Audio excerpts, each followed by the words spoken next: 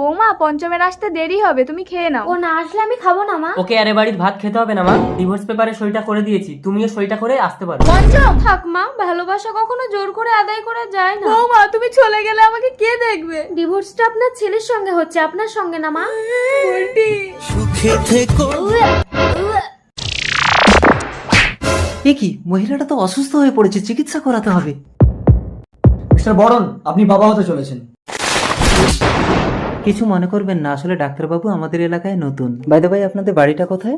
বর্তমানে আমার কোনো বাড়ি নেই। সে কি?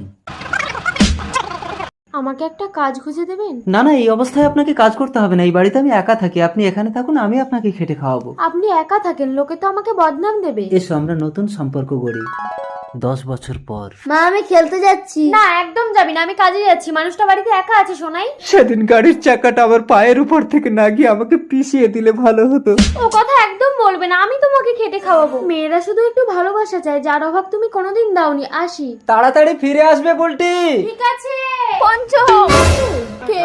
কাজ থেকে ফেরার পথে আপনার ওষুধগুলো দিতে এলাম। কি অবস্থা হয়েছে আপনার? ওকে তো একটা বিয়ে করতে বলতে পারেন। ও প্রতিজ্ঞা করেছে জীবনে বিয়েই করবে না। মা একটু বসো, আমি তোমার খাবারটা বানিয়ে আনছি। কেমন আছো তুমি? পঞ্চম বুলটির সাথে কথা বল। সরো আমি করে দিচ্ছি। নিজের চরকায় তেল দাও। আমাকে ওভাবে বলো না, ডিভোর্সটা তুমিই দিয়েছিলে।